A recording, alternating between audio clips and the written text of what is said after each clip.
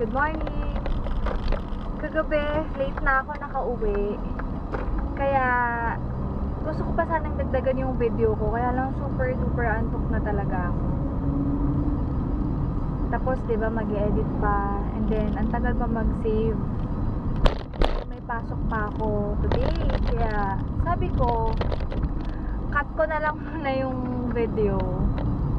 Kaya maiksi lang yung aking pag-goodbye. Pero marami pa sana akong gustong sabihin. Lalo na dun sa mga bago kong na-meet sa YouTube through comments. Ayun. So, mag-thank you ulit ako kasi hindi ako makamove on sa mga bagong comments. Yan. At ganun na may mental block ako. Maiksi lang kasi yung tulog ko eh. Anyway, pupunta muna ako sa shop namin. Susunduin ko si Jeff. And then, pupunta kami sa isang client namin sa Taguig. Late na nga kami eh, kasi dapat 10 yung appointment. Pero mukhang 10 pa lang ako makakarating sa shop. Kasi, yun nga pa ako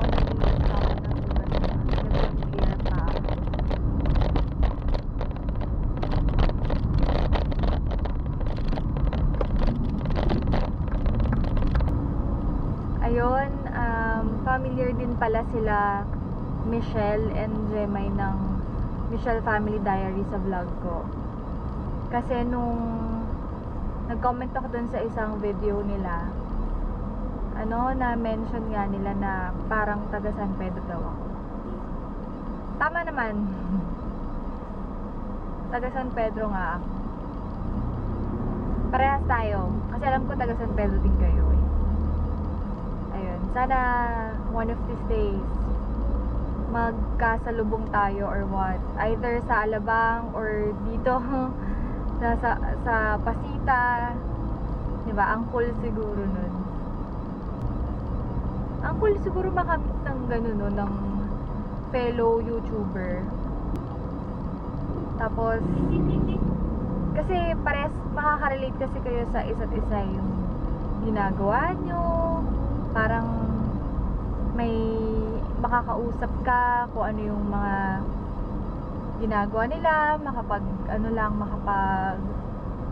video lang, makapag-upload lang kasi mahirap din. Pero kung tutusin, talagang pag-video, mag-film, hindi mo siya ganun kahirap. Ang mahirap lang talaga yung edit mo na siya. Lalo kung super bagal pa ng laptop mo, kagaya ng laptop ko mga 10 years. Importing, tapos saving, ang tagal-tagal, tapos upload mo, iwan mo siya overnight. Pero kahit iwan mo rin siya overnight, ganun din kasi nga, ang tagal ng pag-edit mo. So, hindi ko alam kung anong gagawin ko. Dapat ba, maaga ko ba i-close yung vlog para makakapag-edit ako ng maaga. Kaya lang ang problema ko kasi madalas, hindi ako nakakauwi agad. Yung sasakyan sa harapan ko, student driver. Gusto ko na sumingit kasi late na ako eh. Ayan. So, yun. At saka, alam nyo ba, super weird kapag nagva-vlog ka ganyan. Kasi, hanggang sa panaginip ko, nagva-vlog daw ako. Sana makapag-hilay naman ako. Tsaka kasi pag wali, ay gusto ko nang mauna dito at Diyos me, late na nga ako, lalong nalilate. Ganun diba? Pag nagmamadali, lalong ang daming nagpapatagal, mga pampadili, mga kung ano-ano lang. Bad trip nga pala kasi yung isa kong uploaded na video, yung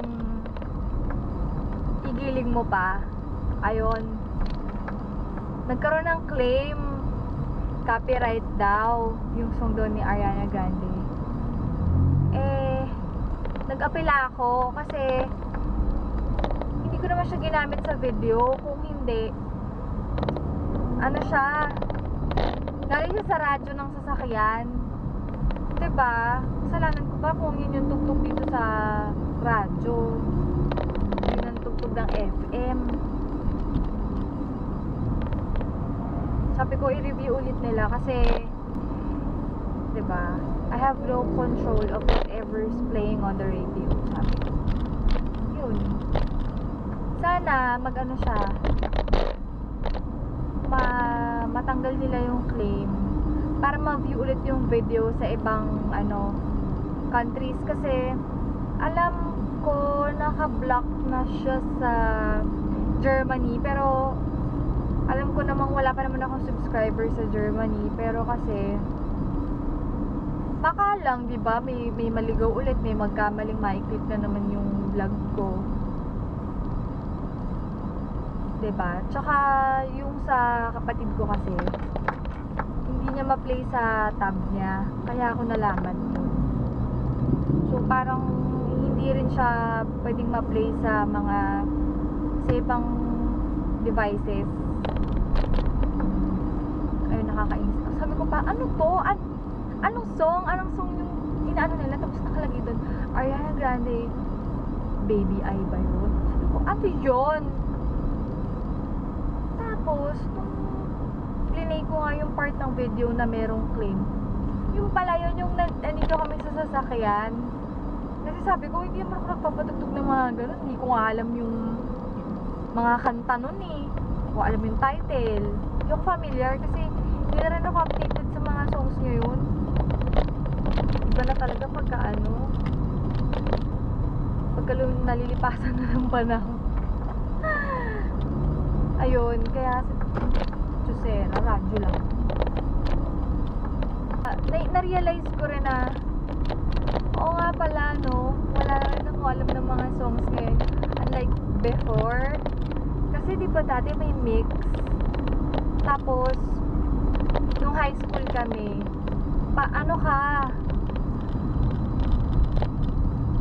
in ka kapag kakabisado mo yung lyrics ng song kaya todo dapat dapat nakabantay ka dapat sa beats kasi may lyrics so parang masusundan-sundan mo siya then mamememorize mo siya.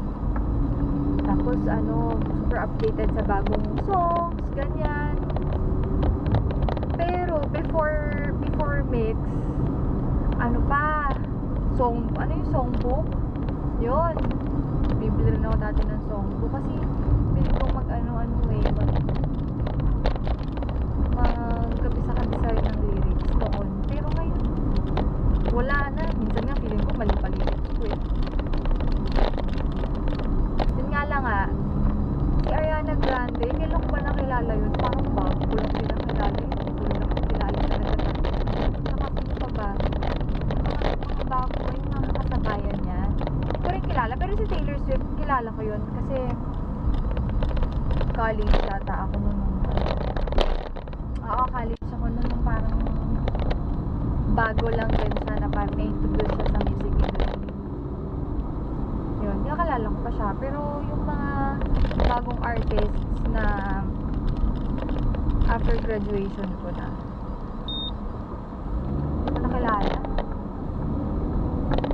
Mga kapatid ko hindi makarelate sa mga pinapatugtog niya. Makakarating kami yan sa FTI mga 11. So hindi ko alam kung mag FF7 ba ako para makarating ng maaga-aga. Wish ko maging 20 na yung subscribers ko. Sana madagdagan pa ng dalawa. Para maliba naman sa kamag-anak ko, may iba pang nakasubscribe. Sa mga may vlogs dyan, comment lang din kayo sa sa comment box para makapag subscribe back sa inyo. Siyempre tulungan tayo dito, diba? Kasi pare-pareho naman tayong Pilipino. Mamaya meron nga pala kaming lunch sa office kasi yung boss namin magpapa-lunch siya. I mean, magpapaluto siya. kailangan daw lahat kami present. Hindi ko alam kung anong pag-uusapan namin. Pero feeling ko may pag-uusapan. Kaya ganun. Stop ko muna yung recording kasi malapit na rin ako sa shop. Ang awkward naman, sama ko pa si Jeff sa video, malamang ma-awkwardan din siya. So, may pinagagawa ko, diba? Yun, later na lang. Siguro pagbalik ko, nagla-lunch na kami sa Hi! Dami naming food. Kain daw. Hi, ang laki nung lutuan. Malaki yan sa personal, sa video. Kain na! Nakakatawa ko sa inyo, ba't mga taga-Sigma may mga kanya-kanyang camera? Ano? Well, Si Jeff ganun talaga. meron din. Meron din dala. sa akin iba video. Kuha ka na. Ayun yung anak ko. Posing ko. Tapos kamay. Yan. Yan. Sabay kinat. Kinat yan. Hindi kasi nakahuli din. Tingin ka kay tapos kinat ka. Lumilit na yung mata, lumilit na. Nangingindat na talaga. Next. Next, hindi niya alam. Ito. Dessert. Masarap daw ite. Fresh from. From ano ba? Marindo kaya. Pakwan Antokin ako nito. Pakwan ka to, di ba ito melon? Kinakabili ito niyo. Ay, bakit yellow? Akin lang naman diba? Oo nga, nung ano nakakita ng... Masarap. Pinaghalong pakwan sa Pwede kaliwa. mag-change place? Sarap naman. Change place pa. Pakwan naman ang liwa. Change place ako. Ito, ano yan, binibilan ng plato yan. Tikim ng hiwa. Kaya plato ka na. So, plato ko lang ito. Nakangangata ako dyan ka. Hindi naman. Moving naman siya, moving. Sure to. Kayong subo. Iyan naman ako sa inyo. Kasi mas maalala ka. Kesa naman mas Jeff. Lalagay ito sa YouTube. Kanina mo naman, kanina po mo forma. Naman! Ang pogi niyan eh, oh. Kasi gilit mo. Yes. Yes. Muscle. Muscle. Muscle. Dad bar. Dad ba? Para tong kasaba, no ma'am? Oo. Para siyang may Sarap, halo ng bibingka. kasaba cake na bibingka na Masarap. na puto. Parang to nga. Na may parang gatas. 3-in-1. Ano siya puto bibingka? Oh, masarap. From Mindoro. Marinduque. Basta M. Kakalito eh. Manila. Basta M na probinsya. Kulit eh. Sipag po ni Kat. Thank you. Hugas siya eh. Dito lang po. Yan, malinis na yung table.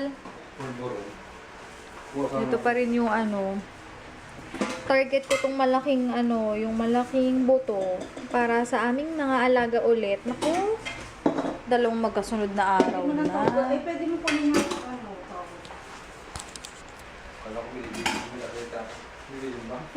Video yan. Kukunin ko na siya, ma. Yes. Para sure. Mamaya ma-side eh. Wala nang makain yan. Sige, wait lang. Okay, back to work.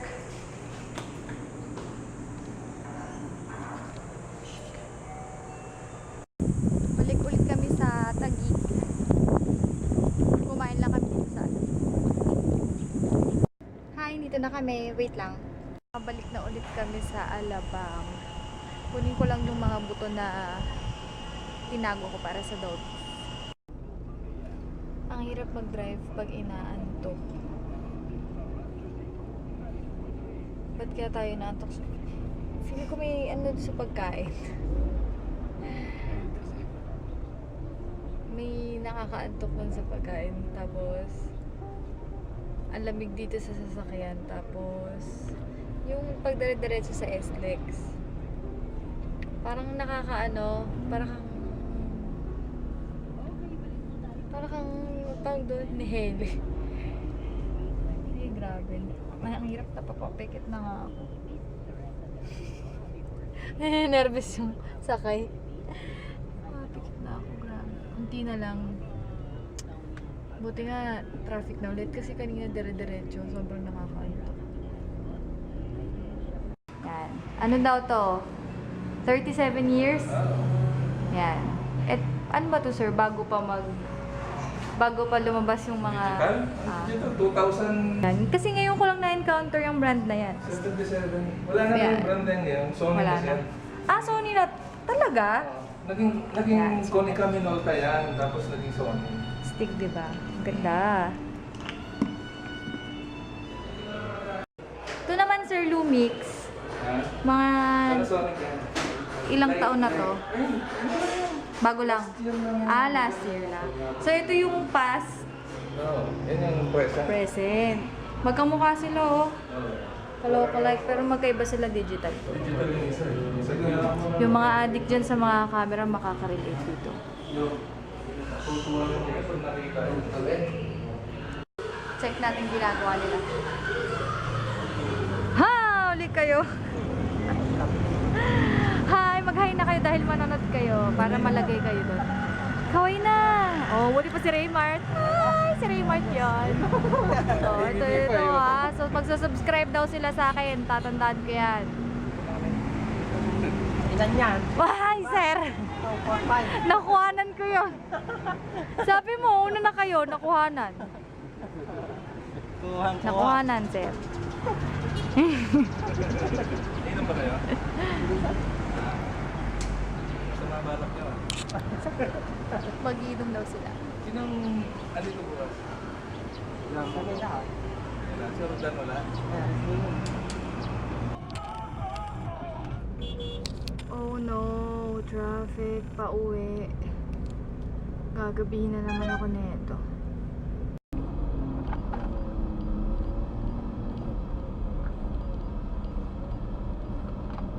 Pauwi pa lang ako.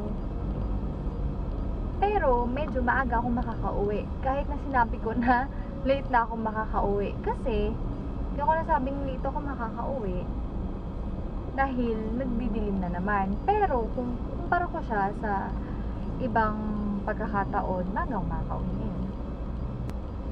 Kanina nga pala, nung i-exit ako ng Alabang from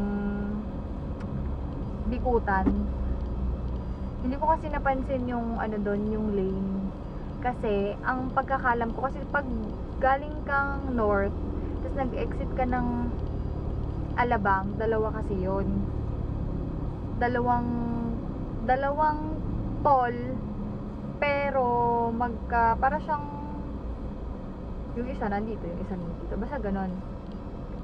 Eh, yung sa isang toll, alam ko, lahat ng lanes doon may e-pass.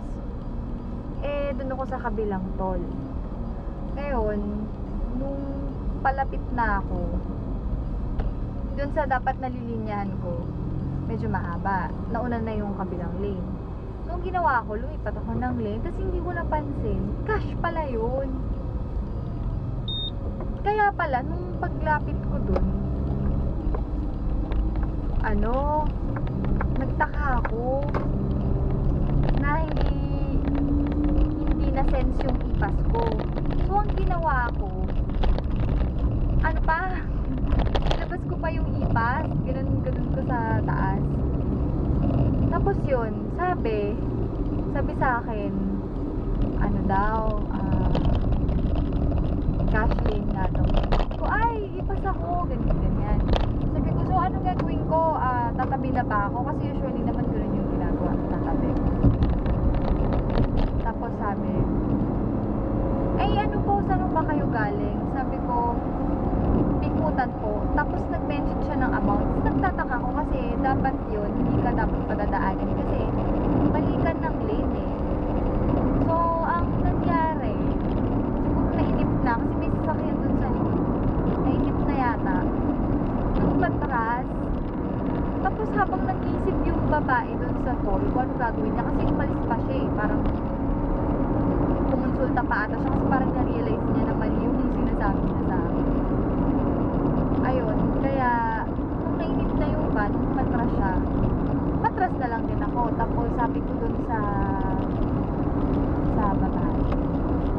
Sabi ko, atras na lang ako, lipat na lang ako sa ipas lane. Ayun. Na-solve naman yung problema. Buti na lang, hindi pa siya ganun kahaba. Unlike kasi dun sa kabilang toll, sobrang haba. Usually kasi dun dumadaan yung mga private cars, kaya maraming ano. Tapos dun sa nilusutan ko, dun naman yung mga bus, ganun. Ayun lang, nakakatawa lang. Kasi akala ko dun din, ipas lahat yun. Yung parang mix, ganun. Yung parang pwedeng ipas, pwedeng cash, hindi pala. So first time nangyari yun sa akin. Pero dati, nangyari na rin sa akin yung invalid tag. Dati pa yun sa previous work ko kasi yung ipas ko before, ang naglo-load nun dati yung company. Tapos hindi nila pina-prioritize yung ano ko, yung ipas ko. Basta kasi pagka kinumpara ko siya sa iba, ano naman, okay naman, lagi namang green light yung mga ipas nila, talaga namang mayaman sa loob. Pero pag ako, laging yellow, laging insufficient balance, hanggang one time na invalid lang na. So ang ginawa ko, tumabi ako. At saka bago pa lang ako noon, hindi pa ako masyado, parang bago-bago lang ako mag-drive. So pinatabi ako nung parang basta nung employee doon, pinatabi niya ako. And then pag ganun pala, syempre wala kang card, so wala kang katibayan kung saan ka nanggaling, di ba? Pero nung time na yon, alam ko dapat 5 pesos lang yung toll ko eh, kasi from Carboda to Southwoods lang yun. Ayun, alam nyo ba, pinabayad ako ng farthest toll, which is parang nasa 200 plus. Grabe. Sobrang inis ako kasi di ba, hindi ko naman din alam na mag-i-invalid tag na siya, tapos ganun. Tapos ano, buti na lang meron akong mga nakatagong mga pera kasi nung unang nag-refuse ako kasi sabi ko wala akong pera, ganyan.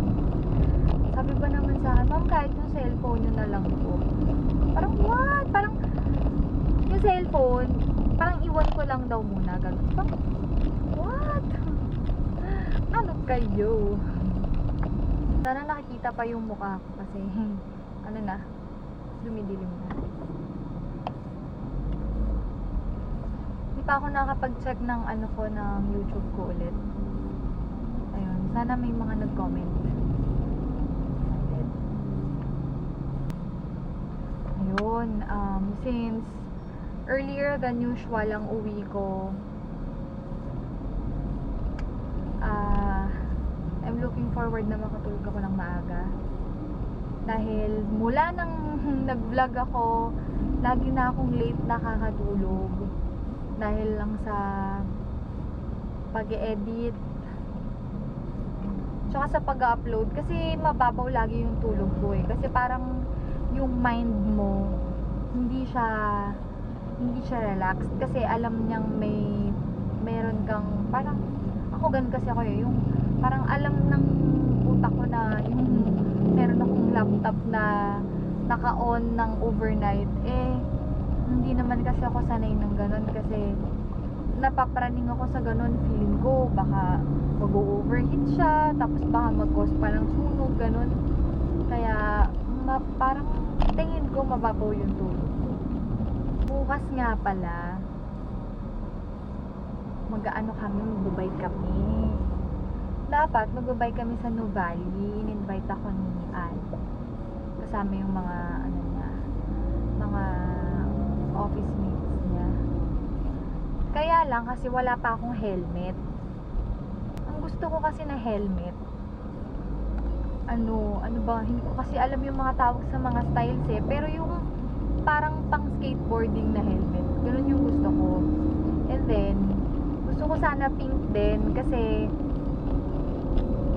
Diyos ko, di pa ba obvious kung ano paborito kong kulay. Saka para partner din siya dun sa bike ko. Pero since wala nga akong helmet at hindi ako pwedeng magbike sa Nuvali, baka sa Southwoods na lang kami magbike. And then kakain daw kami ng empanada bukas, empanada ng Ilocos. super duper sarap, super duper favorite.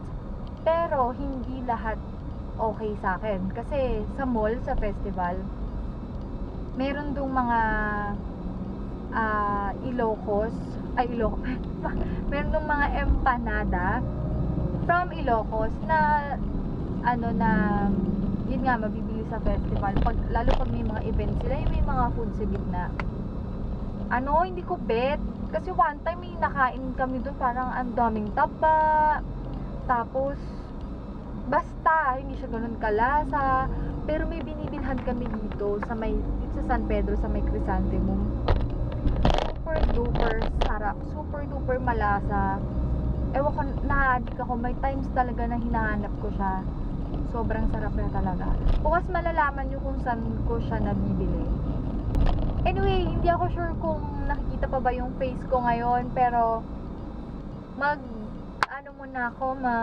good night na muna ako para bukas, mas marami akong energy mag-vlog. Salamat ulit sa mga nanood, sa mga aksidenteng nakapanood, sa mga wala na ibang mapanood. Thank you kung natapos nyo tong video. Sana mag-subscribe kayo. Sana mag-comment kayo and ayun lang. Bye!